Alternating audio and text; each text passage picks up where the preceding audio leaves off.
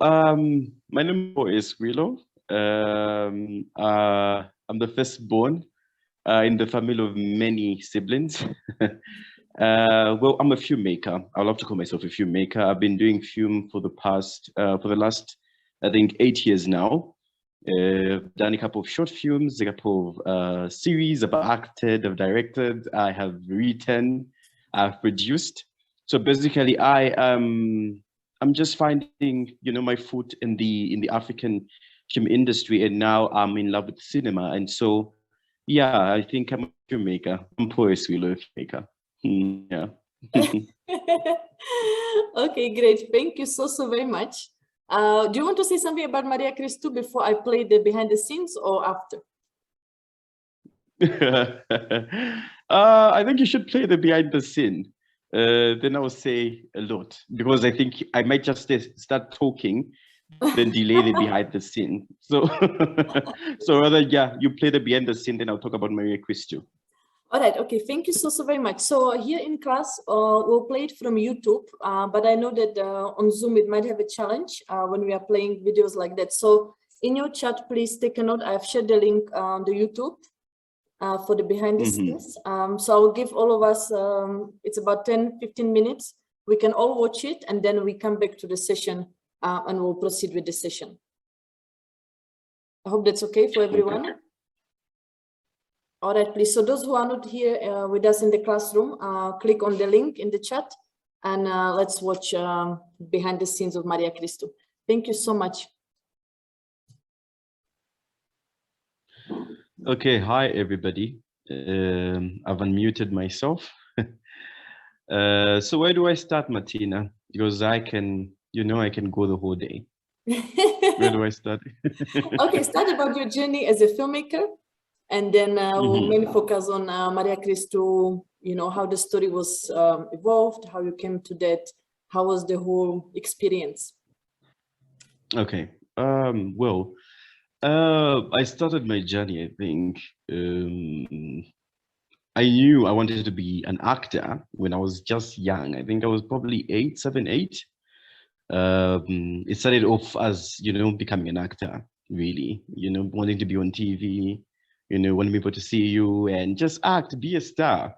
And so my sister and I started imitating characters from watching cartoons and TV, telenovelas, and we just got inspired to seeing different characters on television, and we told ourselves, oh, we can do that, and we started imitating that. At first, it wasn't serious. It was one of those things where you just want to, doing for fun, role playing, I would call it. But then for me, it was surely manifesting something, like it was like a calling or a gift. I would put it that way. And so I remember the time that, excuse me, I'm sorry. I remember the time that I was probably, I think, in my seventh grade, yes, I started to love to read a lot. And so they would give me novels at home. And this comes in, please love reading if you want to become a storyteller. And you encourage other people to read as well. Family members, your kids, sisters, your children, if you're watching this and you have kids. And so from reading, I began to write novels. And so I thought I was writing novels. Let me say, not really novels that are published, but I began to write short stories that I would write on my own without proper supervision, really. And I would do those things without anybody being there. And so I started writing and writing and writing and writing and writing. And for some reason, it was very fun, I would say so. And at some point, I became a loner. I became an introvert. I didn't want to play with anybody. I didn't want to, go out and have fun like normal kids would at that age. I was more of a closed kid. I was always indoors. I was always writing. I was always talking to myself. The strange part, yeah, that's one of the reasons. I think I was one of those kids that talks to themselves a lot. At some point, yeah, I did talk to myself a lot. I think my grandmother got worried at some point. They almost thought I was going crazy. It's not even a joke. It was scary. My uncle came through. I think I was sat down because I did a lot of talking. I would talk to trees, I would talk to stones, and just do a lot of talking on my own. But then I was visualizing characters, and I was visualizing story. I was visualizing something that was coming. And here I am, I'm a filmmaker. And so when I completed my secondary school, I remember I joined a few groups, you know, within the compound, and these were terrible groups that did terrible films. And so I joined. I began to attend one of those groups, and would do really, I hope nobody ever comes across that footage or those films we did. They were bad. They were really, really terrible. And so we did a few films here and there, and then I wanted more. You know, as a filmmaker, you always want more. If you don't want more, then there's something wrong with you. You need to check yourself. That is a joke. Yeah, but then I always told myself that I wanted more. I wanted to do story more. I wanted to achieve more. I wanted to learn why some films are hit and some were not. I wanted to learn why some actors are good and why some were terrible. I wanted to learn why, you know, there were some cinematographers that were great and others that were not. And so I began to invest in story. I began to invest in writing and just acting as well, and directing, just learning from other people in the diaspora, people that have made it in Hollywood, in Korea, you know. And you should always teach yourself to not just watch anything. I think this is one thing that really helped me throughout my journey as a filmmaker, was that I was not always moved with any film I see on TV or you know, any series or anything. I watch the best of films. I would love to call them the best of films because they helped me, you know, they molded me to become the best as I can be at my career. I've not even begun yet, and I'm hoping that, yeah, in the next 5 years I'll be, you know, I'll be having an Oscar in my yeah. But then yes, so it began with that. It began with me watching a lot of films, researching a lot. I would watch a lot of podcasts, round tables, where I would have like different directors explain their process. I wanted to know why, you know, some films were not as good as the others. And so for me, it was about learning about the mise en scene. It's about everything that you see in the frame of a film: the actors, the colors, the environment, the setting, the story, and so on, really. Okay, that's perfect. Thank you. I don't know if we can have the questions now, or maybe we'll proceed to Maria Kristu and then we can open for questions, right? I think that would be the easiest way. Just again, please let me repeat for others. Once the link expires, I have shared in the chat the new link. So please let's log into the new one when this call ends. Thank you so much, all of you, for joining us. So Paul, tell us about Maria Kristu journey. So I'm also logging out of this link, or I still have to remain here? Let's continue with it. When it logs us out, automatically we'll log into the new one. Oh, okay. So Maria Kristu, the Buumba Story. Like I've said, I've always been striving for more. I was not one of those. I think growing up, I was always one of those kids that wanted to stand out in a good way. And so I did some short films. I did a couple of short films with friends, with family, and it wasn't working for me anymore. I don't even know why people would be comfortable with that. For a long time, I did short films and I was done. Like I wasn't for it anymore. I wanted to explore. I wanted to fail at something. I wanted to fail, probably succeed at something. And I was telling people, oh, I want to do a feature, not just any other feature, because I've done like a couple of features that failed in the past. But then I said, I wanted to do a feature that was going to be good, something that I was going to be proud of myself, something that I was going to use as an introduction for me, not just in Zambia, but also in the diaspora. And so I started looking for a story. Like I've said, it all starts with a story, a good idea, a good story. You need a brilliant idea in order to tell a good story. And so I started looking for a good story, and I looked for a couple actually, and I came across stories that were, you know, bad. Some stories were like, okay, this is going to be good, but then it wasn't giving me that, you know, enthusiasm. It wasn't pushing me to tell And so I sat down and I came across, I wanted to tell this story about this albino kid. It was a good story. It was a lovely story. And then it passed by because I was like, okay, yeah, I think I could tell the story, but then not now. And so I did like four concepts, and still I was excited about all the concepts, but still I was looking for that story. So yes, I was saying, I was looking for something, something that was going to not just speak to me, but speak to the masses, something that was going to also not just introduce me locally, but something that was going to introduce me on the international market, And for me, I always crave for more as a storyteller. I think that one thing I do is that I'm my biggest critique. So now I'm looking at Maria Kristu, I'm like, I don't like this film anymore. I want to do something else, something much more, something else, something demanding, something more challenging. And so when I was looking for concepts, I came across, I wrote down four concepts, three very different, but yet all of them had, very depth themes, something very provoking and something very relatable.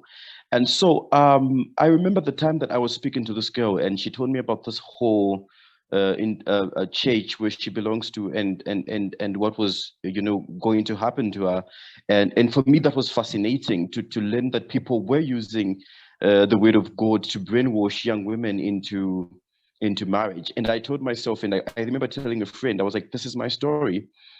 This is what I was going to do. But when I wrote it down, I wrote it down as a short film, and then I sent it around. I remember sending it around to like two or three people in Seco, and then we told me, this is too nice to be a short film. Why don't you develop it into a feature? And that is how Maria Kristu was written. That's how it came to existence. I would say. All right, thank you so much. So how long did it take you to actually write the script? That, when you decided to make it a feature, how long was that journey? Uh, I think it took me like a month to write Maria Kristu as a feature. But then that is a problem, because now I sit down and I was writing my next feature, and it took me 5 months to write my next feature. And I look at Maria Kristu, I look at the two scripts now, and I'm comparing them, and I'm like, Maria Kristu is a bad script. Yes, but then it took me a month. It took me a month to write Maria Kristu. Yeah. Okay, so after 1 month of writing, what happened next? We are having students here who are learning, so maybe they are very much interested to hear how you managed and what you learned from them. Okay. So after 1 month of writing, I think the process began. That was pre-production. And after I wrote the script, I started to look for the setting. Always remember, your setting is a story. Your setting is everything. If you don't have a setting in your story and you can shoot it anywhere, then there is not that thing, to the story. And so when I came up with the script, I started looking for the setting. Where is my story going to be told? Where is it going to be more cinematic, more beautiful to watch? Which sceneries am I going to add in the film? Which sceneries are going to stand out? And so I began to look for location, and I had like my first meeting with crew of what I was expecting from every department, starting from the costumier to the DOP, because I do believe that everything you see in the flame, it's like a scene. Everything you see in the flame is as important as to story as any other department. And so I was so keen to see colors, to see costume. I think I sat down with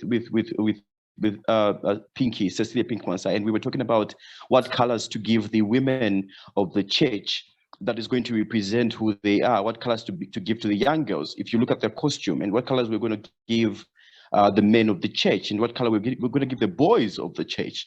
And so we began to look for colors that were representing the costume. That was just throughout the process. The longest process was the location scouting, because I think we moved around a lot.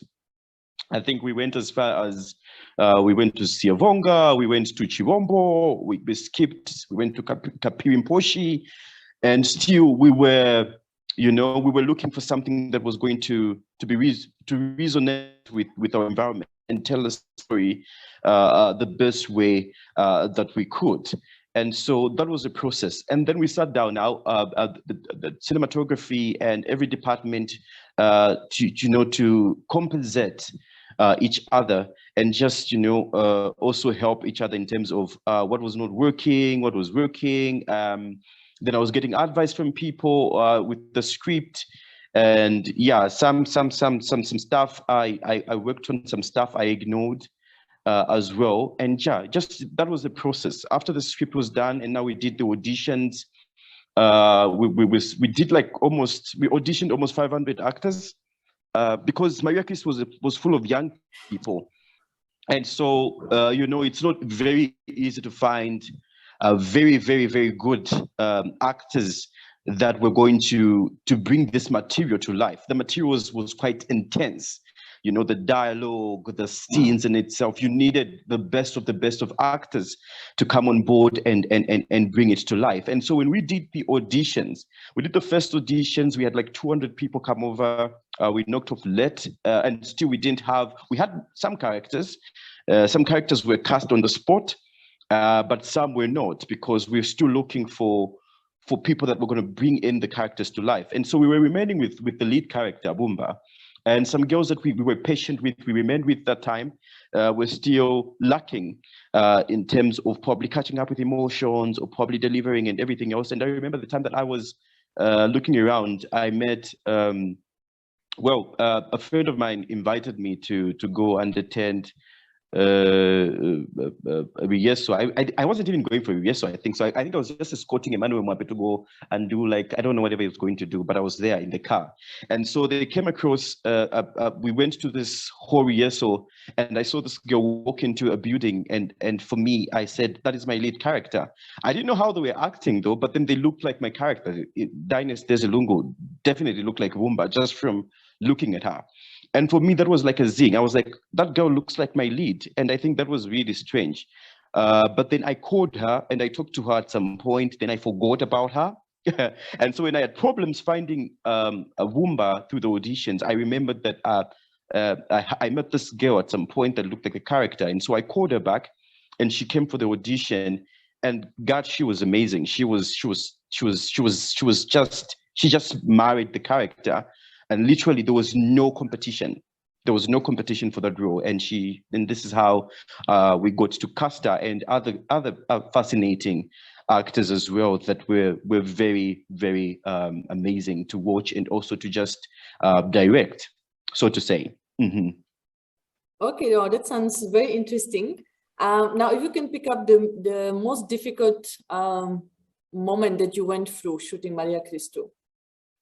What was the hardest for you as a director? Well, the hardest was I was writing and directing. I wrote the script and I was directing. And this is what young writers need to learn now, is that you cannot always, not every scene you write in a script is going to make it to the final cut. And this has become a problem, especially to writers that direct their scripts, because for some reason you think that everything that you're writing about should be in the final cut. People should see it, people should watch it. But one thing was that I had a problem with was, but I love the fact that I did it anyway, was differentiating between me, Paul S. Wilo, as a writer, and me, Paul S. Wilo, as a director. And now I was arguing with myself, and looking at the script, because it had to be edited. There's some scenes that we didn't make it to the final cut, but they were short, some scenes that we were supposed to be gotten rid of completely. And so I was there and saying, okay, this is going to make it, this is not going to make it, this is going to make it, and this is not going to make it, until I started looking at the script as a director, which was fascinating and fun, actually. And so I think that was harder, separating myself from the script as a writer, that was a bit challenging. The other challenging part is that this was an independent film, and so most of the funding were like pickpockets. You know, you call a friend, hey, I don't have a 500 kwacha for transport. They send it through. You call another friend with a camera, with lights. You know, another friend with probably a boom mic. It was just all collaboration, so to say. And I thank God that I had people that were very supportive in my circle that came around when I had like really, I was down with finances. I had to save up. I had to save up for this film because I was really so passionate about doing a feature film. I was passionate about Maria Kristu. You need to love your work, guys. You need to be passionate about your script, good script, actually, not just anything. So I wanted to see it come to life, and so I had a good support system. I had good. I think my parents don't even know at some point they were funding a film somewhere. But then, yeah, that's what happened. So I think I had challenges with funding because I had no proper budget. Okay, there's nothing like a zero budget. I think I should say I was working on a low budget. I was doing guerrilla filmmaking. It was chipante pante, okay, chive. But then we had order. I think we had order, and we did almost all the things that we had broken down through pre-production. And this was, you know, the setting, the feel, the pacing, the tone of the story. And just as well, once you just get it right through script, you know, it becomes easier. You can't get everything through during production, but once your script is right, it becomes easier for you to actually achieve your goal or achieve your purpose throughout the entire process. So I think funding, and also just, you know, we were shooting outside Lusaka.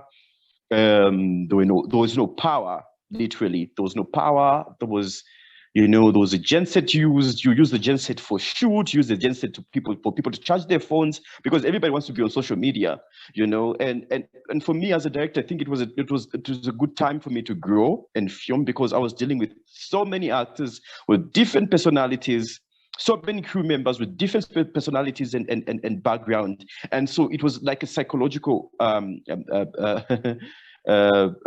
experience for me to understand how different individuals can work in one place, and how to just bring them together as a leader and lead them until the very end of the film.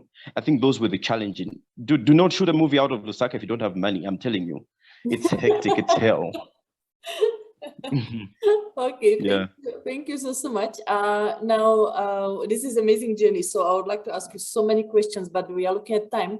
So let me quickly move to post-production and distribution, because the movie has managed to, you know, travel outside the world. So maybe you can touch a bit on that. How is your distribution strategy? What would you advise to people when it comes to marketing and yes, and the festival, role of festivals and others? Okay, good. Thank you very much, Martina. My advice would be, I always tell people, I think I've seen a lot of people believe to say, once you make a village film now, it will sell. No, it won't. There's so many things that you need to get right. It starts with the story. It starts with the theme, okay? If Maria Kristu was shot in a compound somewhere, it would still be making the waves it's making now, because the themes of the story were universal. You know, I picked a topic that was very universal. Religion is something that somebody from Cambodia would relate to, somebody from Malaysia, somebody from Pakistan, somebody from Egypt, somebody from South Africa. It's because this is a universal issue. It's a universal topic. And so I had to pick themes that are relatable. Do not go for stereotypes. Always love archetypes. Archetypes are better.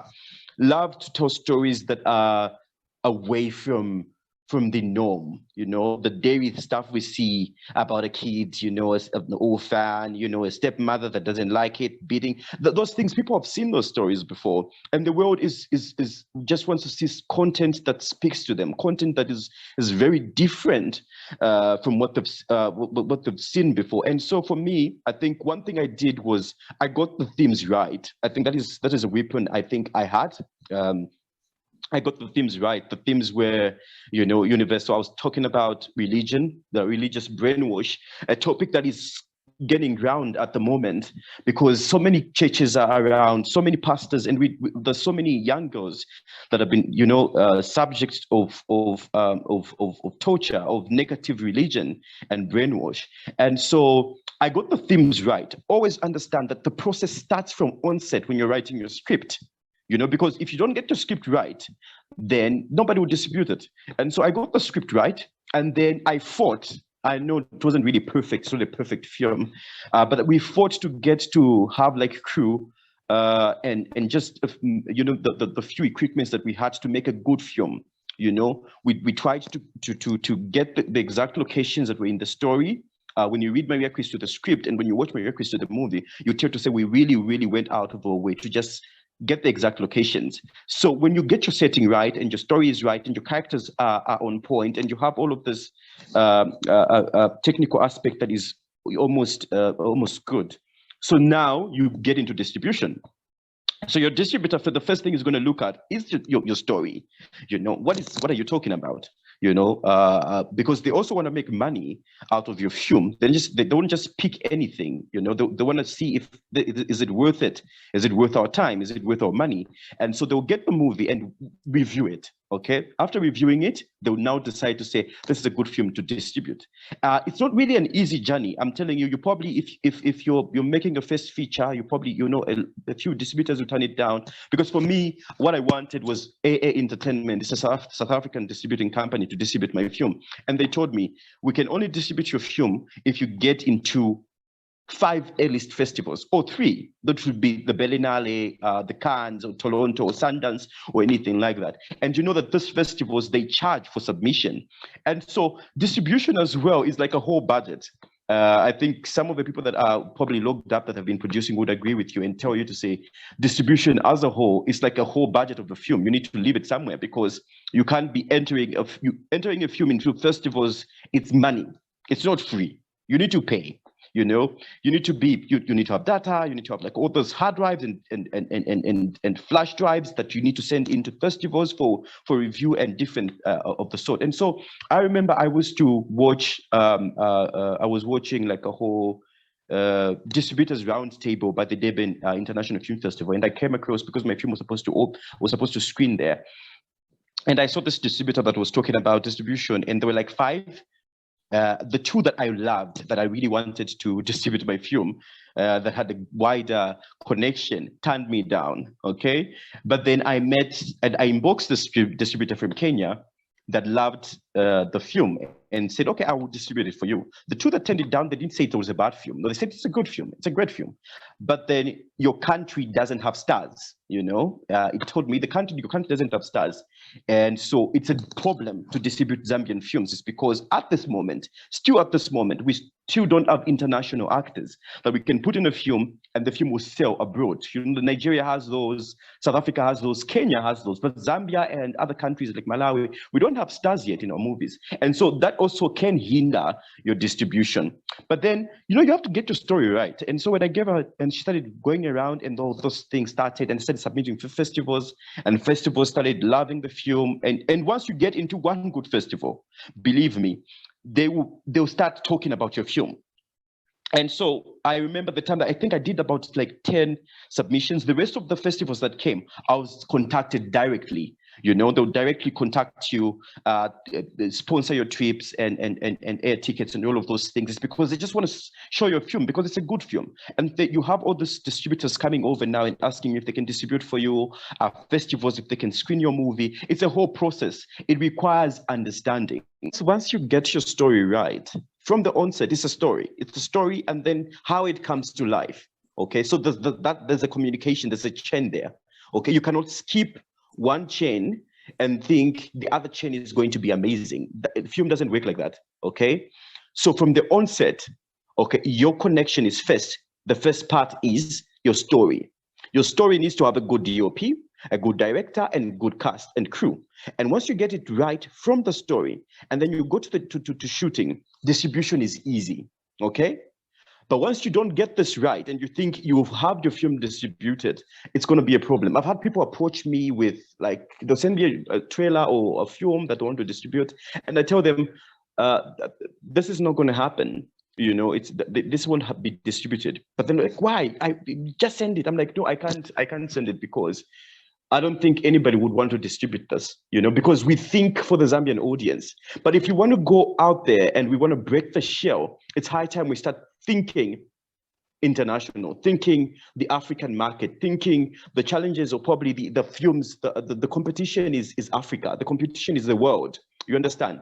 And most of the time, once I make a film myself, I would watch other films from African countries and I'll start telling myself, I didn't do enough. I need to do more next time. So on set, your script needs to be amazing. So if your script is amazing, you have your cast and crew amazing, and you do an amazing job with the setting, with the colors and the paletting and everything else. And now you go to the editing. And then you're editing the story, the music, everything that is going to make it into the editing room is adding to your story. And now you're going for distribution. So the distributor, the first thing is, if it's made it into like, you know, Early's festivals, 5 Early's festival, 2, 1, you know, Berlinale, Locana, Sundance, Toronto, those are like big festivals. If your film makes it there, it's very easy to distribute because a lot of people want to see it. You know, it's not all the time you have African films showing in this big film festivals. And so, but then if that doesn't happen, you can still find other distributors. There are a lot now in Africa because there are a lot of people distributing, but then your film needs to be really, really good. Okay, I have advised people so many times that distribution can be depressing. It's frustrating, especially if you have like 10 or 30 actors that have not been paid yet, and they're waiting for you to pay them their monies, and your distribution is delaying. It can drain you. Really, it can suck the life out of you. So the most important aspect you need to do is that to make sure that the film is very good. So that even when you delay to pay your actors or your crew, it's definite you will still sell your film. Okay. So even if you fail to pay them now, but then you're sure that I am going to sell my film. Okay, you cannot do a terrible film and then they fail to pay people. That's too much headache. That's a lot of unwanted situations over there. Yeah, so basically that's it. So distribution and festivals. Festivals are a good place for you to meet people, for you to network, for you to get distribution, and just for you to grow yourself as a filmmaker. It's good to attend festivals and you watch how people are doing films out there. You understand? Because sometimes we get so confined in Zambia and we get so confined with what we see in our groups, film circles, and we think, oh, that's the stuff. That's not the stuff, I'm telling you. That's not the stuff. The stuff is out there. The stuff is immense. The stuff is intense. People are working. People are going out of the way, and people are growing every day. So tell yourself this. Do not be comfortable in that space. Tell yourself, I need to grow more. I need to learn more. I need to achieve more. And once you tell yourself that, you start working towards those things that you want to do. You see that even as you're working, certain things will be very, very easy. But we are following. It's a very, very interesting conversation that we are having, and following your journey and what you have learned. You spoke about distribution. I think before I give the space to people who are joining us to ask questions, from me, I have a last one. After your experience, you know, the whole journey from writing the script until the distribution that you have just shared with us, what would you do differently, or what did you learn that you want to do differently for your next feature film? No, you already mentioned that the next feature you kept writing for 5 months instead of 1 month. So if you can just summarize maybe the other lessons learned. What happens is, what I would do differently now, I think I would reduce I have reduced on the number of people to feature in a film, because you literally have to pay everybody. And believe me, you don't want to pay 35 cast members and 40 crew members when you do not have the money. Then you end up with nothing. Yeah, it was a good thing though. It was a good thing. It was a good experience. It was a good learning experience. But now I think I wouldn't want to have like a lot of cast. I'd rather have like maybe a lot of crew members, but I wouldn't want to have a lot of cast members to pay, because you remain broke as a producer. You don't want to remain broke as a producer. No, it's not a good thing. It's not a good thing. It's not a good. You don't want to remain broke as a producer. No, no. Now I have a dog to feed, so I need to make sure that my cast is as little as it can be. Okay, thank you. Anything else? Yeah. What I would also change, I think, vast locations, having too many locations in one place. If I was given like a Netflix money, like a commission project, not Zambezi Magic Commission, because that also is limited. If I was given Netflix money, like big bags of money, I would shoot in everywhere around the world. I would do scenes in Namibia, move and do scenes in Pika or probably whatever, Pulungu, Kasama, because I have the money. But then if you don't have a lot of money, do not shoot your film in so many locations. It will stress you. Okay, it's going to stress you. And if you don't know how to handle stress or people find you crying as a producer on set. It can be draining, believe me. So you're better off shoot within your means. I'm telling you, I've seen producers crying at some point because they like exaggerate or probably undermined filmmaking. Filmmaking is hard, guys. You need to be prepared mentally, spiritually, physically, because once you're not, I'm not gonna lie to you. Yeah, so I'll do that differently. I think I'll just do a few locations and just do not a lot of cast members. Yeah, that I would do differently. And also one thing I also do differently is budget for distribution and marketing. I didn't have like a proper budget for distribution and marketing. I think I just went in suicidal. But then now I would do like a budget for distribution and marketing, because it is very, very important for you to get your films distributed. That's how you make your money. It's just not about the process of making. It's also, how am I going to make the money out of this? What am I doing? And I think one thing I've seen a problem with a lot of filmmakers now is the fact that your friends are laughing to something and the friends are liking it. Doesn't mean a lot of people are going to like it. You need to change your mindset. All right, thank you so very much. We can now ask our students to ask questions. I'll start with the class. You'll see us under name Douglas Mwala. I hope I'm pronouncing it properly. Yes, we'll be using his phone. You can see the class. So they will come ask questions, and then we can open for those who are connected from outside. Thank you so much. Guys, it's you can ask questions. I want to ask, so we have a question about the script Wounded, which we have been going through here as we are learning. And then we have also watched the short film itself, Wounded, and then we had seen that there was something different from what we read from the script and from the feature film, which was shot in Wounded itself, that some things were not short, which were written in the script. So we just wanted to find out and to know how exactly it was, what challenges did you face, and what led you to remove some scenes which were written in the script when shooting. Well, Martina knows that story better.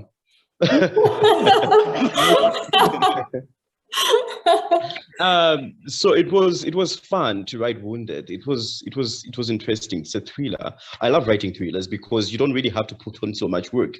When you're doing classicals just lead you. Just have somebody dead, then the drama begins from there. And so it was interesting. But then I had a problem with the budget. It's all budgeting. And so the script was written, it was all amazing, but then we didn't have enough resources to make it work. We didn't have enough funding to bring the entire script to life. Believe me, if we were going to follow the sequence of the script scene by scene, we would have just done 2 scenes and the budget we had would have been done by then. But then as a filmmaker, you are supposed to be strategic. Sometimes you work with low budget, sometimes you work with no budget at all. Your job is to be as quick and swift as you can, but yet you keep the essence and the theme and the excitement of the story. And so when I got the funding from the SOTAMBE, and I was like, okay, this is not going to be enough. So now I started cutting down certain things in the script, but then I still wanted to keep the plot of the story, the excitement, the theme of the story. And so we worked around the small budget, but then we kept the essence. The excitement was there because you guys have read the script and now there's something wrong. You read the script, but then how come the short film and the main film, the short script and the film are so different? They're different because we had budget restraints. That's a problem with the entire film industry. It's not just the problem with Wounded. It's what happens most of the time. You know, we have so many good writers, so many good directors, but then we are restrained financially. And so we made it work because, you know, we had to go out of the way. We go out of the way to make it work. I had to forget I was writing it. I had to work on the script as a director. Something I mentioned earlier when I was talking about Maria Kristu, I said I had to forget I wrote the script. This was me now looking at it as a director, and that's what I did. Thank you very much. Okay, I'll just add to that. Was it hard to know which things you want to remove and which things you want to keep? Was it a hard battle? Yes, it was. It was really, really hard. You know, once you write a script, I think if writers are watching, they would agree with me that every time you write down a script, it's like it's a part of you. It's like a child, you know, it's like your baby, and you wouldn't want to see your child cut off. You wouldn't see your child hurt or the head cut off or the arm or the eye. You just want to see the child whole, you know, wholly. And so that was a problem because I was looking at it as a writer at some point. I'm like, oh my God, this is my baby. I want it to be the same way. I want it to start the same way. I want the sequence to flow in the same order. But then, truth be told, you can't always get what you want. This is life, you know. And so I said it was hard, but then it had to be done. It had to be done, and that's what we did. We put aside what was supposed to be done, and we said this has to be done. It has to be. We had to sacrifice some scenes, sacrifice some characters, and we went on and just kept our main characters and the themes of the story. Okay, I just must say, I'm not trying to be biased, but I really love Wounded. It's one of my favorite short film productions. Oh, thank you very much. Thank you for all the energy, you know, and the actors were brilliant. So despite all cuttings on the script, I think the movie came out very well. And so the students also agree, if they haven't read the script, you know, the feel of the movie was still brilliant. And yeah, you're right. And one thing I wanted to do with that was, you know, because we're cutting down some stuff, I didn't want to bring in actors that were not going to understand the material, you know. And I love the fact that, you know, the two actors that were cast as main actors, they just embodied the characters, and the materials well understood, especially with Dixon Mumba, who's always asking questions when you cast him in a film. He's always wanting to know, he's always wanting to develop the characters. I think up to this point, I would say he's one of the few brilliant actors we have in this country in terms of research and in terms of just material. He knows how to work around the material. Even as difficult as Wounded was, he knew exactly how to attend to the material. He's fascinating to watch, I would say so. All right, great. Thank you so much. Do we have another question from the class? I've got a question about Maria Kristu. I believe, because I've followed you a lot, the movies that you usually do, you write, you direct, and you produce. So I just wanted to ask a question is, would Maria Kristu come out perfectly if someone else directed the movie?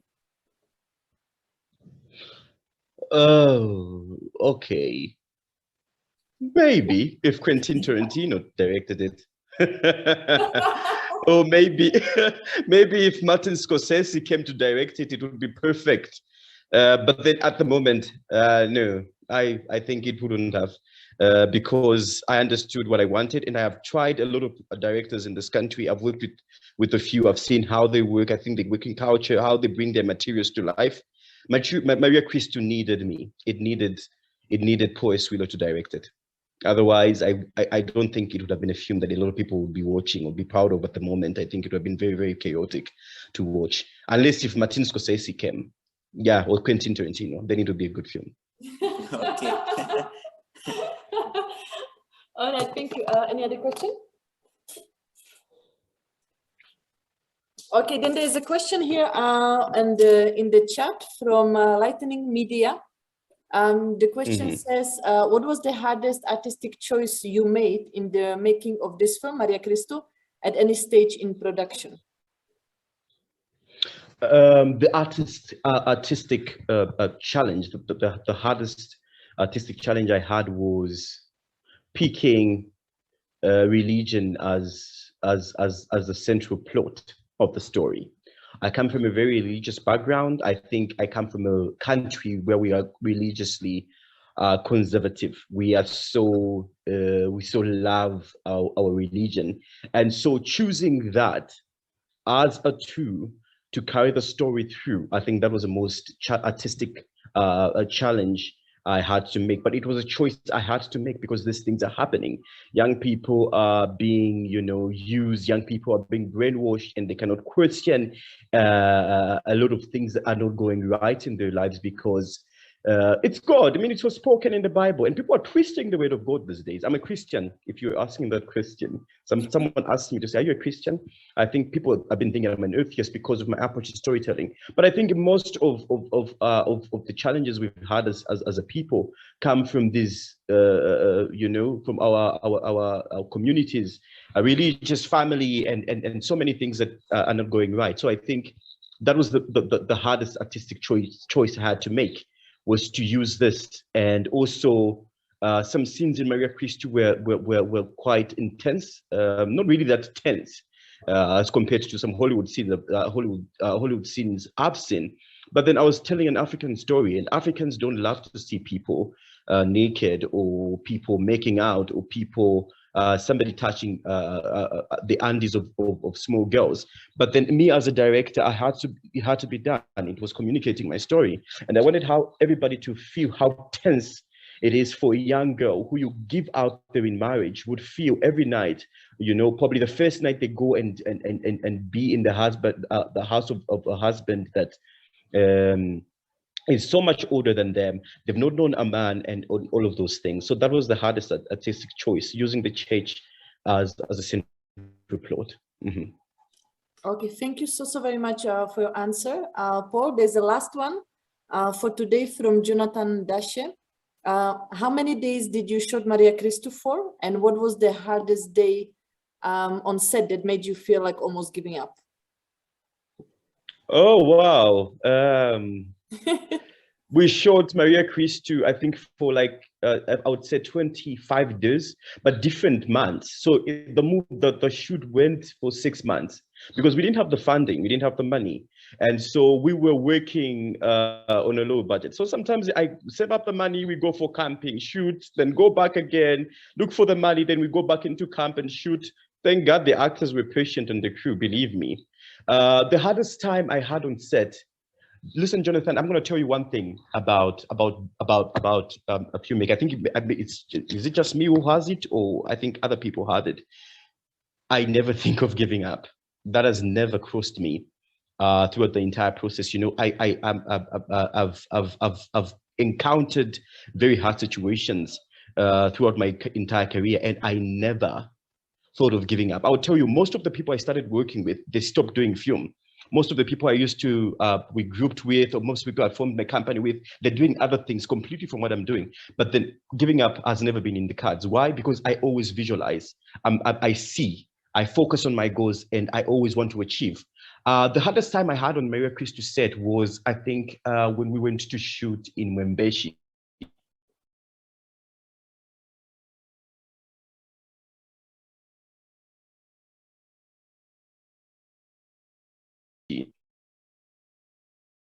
Sorry, we have lost you for a bit.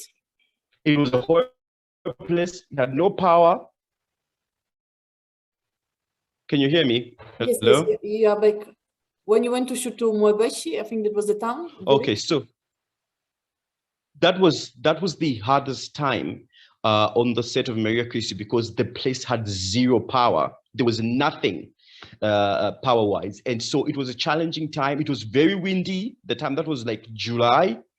It was very windy, extremely windy, and you literally have to wait. The sun was deciding for us when to shoot. The weather, I mean, was deciding for us when to shoot, especially because we had a lot of outdoor scenes. And so we'd just be there, wasting money, just there. I'm praying to God to say, God, stop this wind, please. Stop this wind. I'm praying for you. I'm praying to you, God. Stop this wind. So that was the most hardest time that I encountered as a director. Then there was this incident that happened where we were camping. We had this problem with, there was this wind that blew. And then when this wind blew, it blew the house we were staying in the asbestos just fell inside. Thank God there was nobody inside because nobody was hurt. But then the house just fell apart. The windows broke. The asbestos dwindled inside. It was a terrible sight.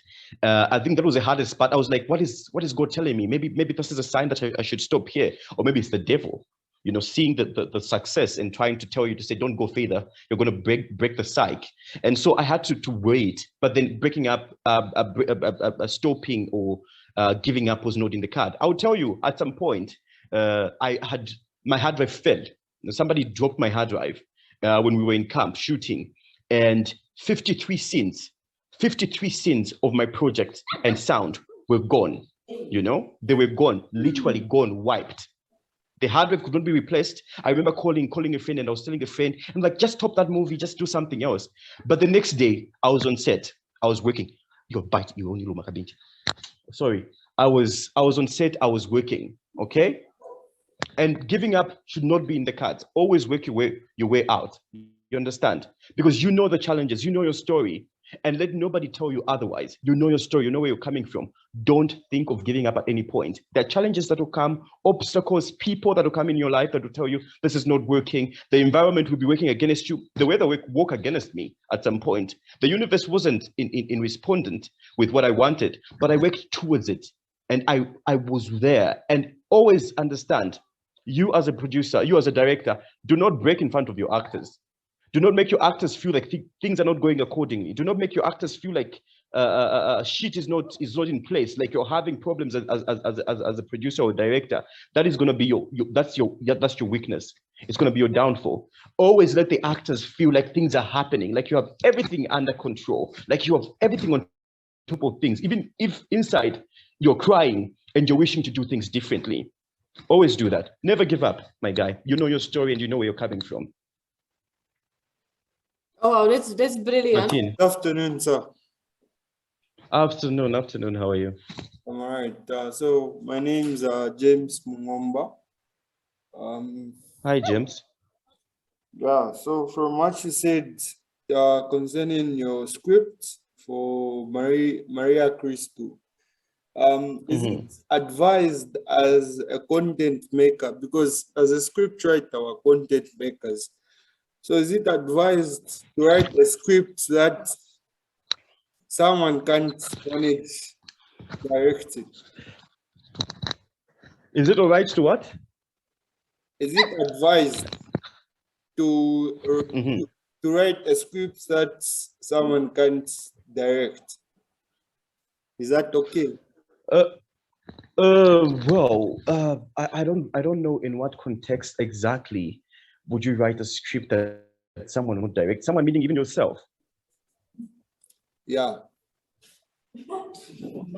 You're writing a script that nobody can direct it this way. Who's going to direct it? God, oh, Jesus Christ. You know, my question is relating to what you answered in the first. Oh, okay. Okay. There's a question that you asked and you answered saying, I feel this script no one could direct in Zambia except me myself. So I was asking, is that okay, writing a script that you yourself can direct instead of writing it for content making of another person? Okay. Yeah. Okay. I felt like there was you didn't understand my context. I didn't say there were no directors in the capacity to direct Maria Kristu. You know, there's always a director better than you out there. There's always an actor better than you out there. There's always a producer better than you out there. And so one thing that I would say is that for the story to be told right, I needed to direct it as a writer. You understand, right? Yeah. I felt like I had the obligations to the story to get it right. Okay, if another person would have done it, they would have done so many things differently, of which I had to make a choice. My choice was I needed to direct it because my story needed me to do it. So there's some writers that can direct. It's not every writer that can direct. You understand, right? Yeah. Some writers are terrible directors. They can't direct properly because they lack probably skill or they lack the mental capability of a director, and so let them just write. Sometimes it's just good to write. Some people are lucky. Some people can write, they can direct, they can produce, you know. and that's like a lucky charm, which means you're blessed. It's something to thank God for. But then some people can't do it. So once you write your script, you can identify and say, oh, the script I'm doing, I would want to direct it. But if you're not in the capacity to direct, you're not a good director, find somebody who can direct your script for you. It's not really a very, very bad thing. So it's not a good thing to write a script that only you can direct. Okay, be open. Be open to wanting to learn. Be open to wanting to explore new ideas. But sometimes there's just some certain scripts that require you to direct as a writer. Okay? Yeah. Okay, thank you very much. Thank you so much. We are remaining with about 5 minutes. So there's a last question in the chat from Lightning Media again, saying here in Zambia, we usually do not have budgets and income of the projects. Let me see. Published. Why do you think filmmakers here don't publish figures to do with finances? Oh, wow, that's a very, very important question. Because I think most of the time, I will speak for myself as an independent filmmaker. I don't know for others, but I think some probably will publish stories, or publish figures or budgets. For me as an independent filmmaker, I work through the budgets. It's self-funded, and so I would have figures at the back of my head and know I am supposed to be working with this amount of money, or I would be having this amount of money by next week, and that kind of a thing, right? So funding that you do not have is very hard for you to budget. You understand, right? You can have a real rough budget and say, okay, for financing of my film, I need about a 500,000 kwacha or 200,000 kwacha or probably 1,000,000 kwacha. You have that at the back of your head, but then that could be a problem because you do not have those finances. You don't have the money. You don't have where to get the money. And so all you have, if you start publishing down the figures, we don't talk about the figures because it's quite very intense. It's quite very unpredictable, I would say, because it's not the usual that you have everything, all the money at the same time when you want to start the project. Because when you start looking for all your budget, you not start working. And so it's very, very important for you to also know to say some people cannot publish the figures because they're working through a tight budget, or they're working from pickpockets, or just doing tiny stuff to make it happen. Others, it's become a problem because it's an industry. Some people are scared. Others are, there's so many mixed feelings that happen in the industry. And so when I'm speaking to myself, I think budgeting for film is hard. Budgeting for film is very, very hard, especially in a country like Zambia, because we do not have where to get the grants. We don't have where to get the monies. I can't just walk into a company and say, oh, I need funding for this, and somebody to give me that money. People are not going to give you, they're not going to give you that money. And so budgeting or funding has become a problem, and people need to learn how best they can raise the money they want to use to shoot a film, which is not always easy. It's not always easy, but then people need to learn that as a whole. Yeah, I hope I've answered your question. Lighting Media, I hope I've answered the question. But this whole budget and distribution and financing, it deserves a topic on its own. We need to talk about these things, especially when it comes to money and financing a film. It's not something that is very, very easy. So we need to be talking about those things. And I hope Martina organizes another masterclass or workshop like this one, a Zoom meeting where we can talk about financing and distribution and how best what we can do in order to raise the money, in order to publish amounts and just get people to fund their films. One thing that also helps as well is finding a circle that is going to help you. The shipper that is going to share in the vision, a shipper that is going to help you grow as well. Share a vision. People are always willing to come around, but then you cannot go around sharing a vision with stories that are terrible, stories that do not, even yourself, somebody asks you, what is your vision for the story? You're thinking YouTube, you're thinking Z Critics, you're thinking Nama, people should watch in Nama, people should watch on Facebook. Think bigger. Start thinking bigger. Start leaving that whole mindset and now grow yourself as a filmmaker. Impact. You cannot get what you don't put in. Believe me. You cannot make money from a film. I want to make $1 million from a film that I shot with 20 kwacha. or 200,000. It doesn't work. You understand? So you need to put in the money to get out the money. It's just how business works. I think business people will tell you that. And I've seen that's a problem. People, someone would want to use a 5,000 kwacha to get the film on Showmax or probably on Netflix. And they're so enthusiastic, they're so confident. And then when they're turned down, they get so depressed and they say, the movie industry doesn't even have money, I'll just leave the industry. It's because no, you were thinking of making so much money from something that you invested a 2,000 kwacha in. You can't make money like that. Okay? I saw a question, other questions. Let me look at it quickly. Martina, there was another question there. I see, yes, it was partially you have touched it. So he's saying, I feel like Zambian movies are not really accessible, e.g. on YouTube. Why do you think is it so? Well, on YouTube, YouTube doesn't really, we don't, I think it depends. There's some filmmakers I've seen like in Ndanji in Kenya, they make money from YouTube. You know, there's this, the Sky Girls, they're making money from YouTube. So I think there's this film, Tikola, the miniseries, a teen drama that was showing on YouTube that went, you know, viral. It was watched everywhere in the world. So I think for Zambian films, it's not accessible because maybe we don't have like a proper platform to show, or maybe our films are not really, we're undermining so many things that we're not putting in place in order to sell content. You understand? We're undermining so many things that we're not putting in place in order to sell content. And so now we have Showmax, we have Netflix, we have so many platforms that are showing platforms. And I think also you should be paying attention because it's not just YouTube. There's so many VOD platforms where Zambian movies are showing now. There's Afroland, I think Saving Charlo is showing there. There's Faith, there's that Saving Faith film that was showing there. So you need to go to this site, see and support local content. This is how we will grow as an industry. Then the other thing is, we need to make sure that there's a lot of content out there. We have a few content, so many ideas. Half of the content we have is terrible.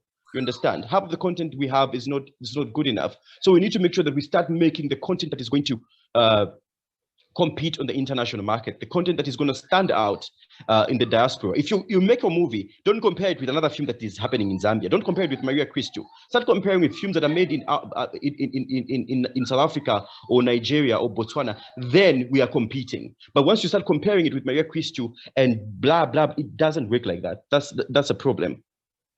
Okay? It's a problem. Thank you so very much. I know there are so many more questions which are coming, but unfortunately, our time has come to the end. So I'd like to say thank you so much, Paul, for creating time for us and our students here. We really appreciate it. It was a very interesting discussion. We'll definitely make sure that you will be able to invite you maybe to come in person one day and do like a deeper discussion, deeper workshop. That will be really, I would love really that. great. Thank you. Thank you so very much. Thank you so much for our students as well and everybody who looked in from outside. We are happy that you are following us.